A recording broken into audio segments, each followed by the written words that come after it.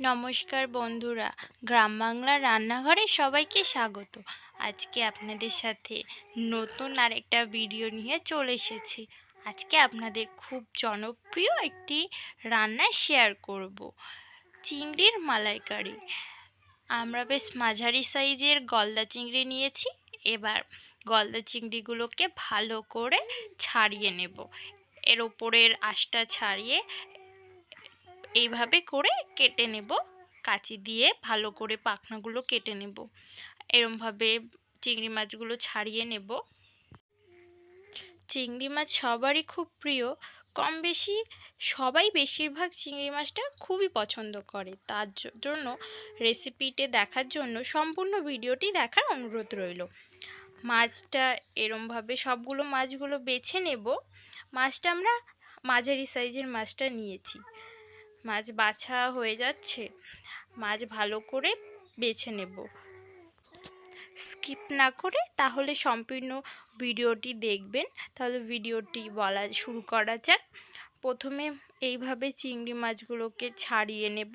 ছাড়িয়ে ভালো করে ধুয়ে নেব।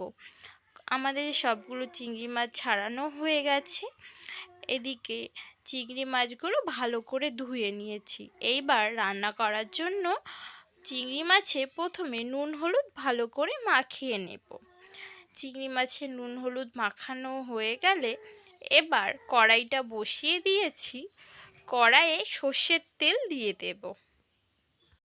অনেকেই আপনারা সর্ষের তেল খান না, কিন্তু এই চিংড়ি মাছের মালাইকারি বা চিংড়ি কষা যেটাই বলেন, এটা সর্ষের তেল ছাড়া অন্য সাদা তেলে ভালো লাগবে না।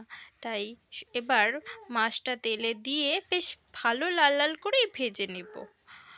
উল্টে পাল্টে বেশ ভালো করে চিংড়ি মাছটা ভেজে নেব।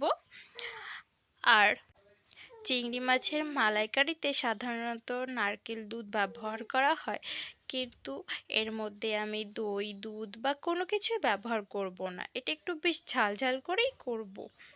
এটা আরেকটা অন্য রকমের মালাইকারি। মাছগুলো ভাজা হয়ে গেছে, তুলে নিয়েছি। এবার ওই তেলে কিছুটা পেঁয়াজ কুচি দিয়ে পেঁয়াজ কুচিটা হালকা লাল করে প্রথমে ভেজে নেব। এবার পেঁয়াজ কুচিটা ভাজতে এখানে মশলা নিয়েছি: ধনে গুঁড়ো, জিরে বাটা, আদা বাটা, পেঁয়াজ বাটা, রসুন বাটা, শুকনো লঙ্কা বাটা, পরিমাণ মতো নুন হলুদ দিয়ে মশলাটা বেশ ভালো করে আগে কষিয়ে নেব। মশলাটাও কষানো হয়ে গেছে, মশলার থেকে কত সুন্দর তেলও ছেড়েছে। এইবার ভেজে রাখা চিংড়ি মাছগুলো দিয়ে ভালো করে নেড়ে ছেড়ে কষিয়ে নেব। কষিয়ে নিয়েছি, এবার জল দিয়ে দেব। জল দিয়ে ভালো করে মাছটা সেদ্ধ করে নেব। ঝোলটাও ফুটে গেছে। এবার ঝোলটা বেশ অনেকটাই শুকিয়ে গেছে। এবার একটু গরম মশলার গুঁড়ো দিয়ে ভালো করে নেড়ে চেড়ে আর একটুখানি কষিয়ে তারপর নামিয়ে নেব। কত সুন্দর কালার এসছে ও কত সুন্দর তেল ছেড়েছে। রান্না হয়ে গেছে, নামিয়ে নিয়েছি। ভিডিওটি ভালো লাগলে লাইক, কমেন্ট, শেয়ার ও চ্যানেলটি সাবস্ক্রাইব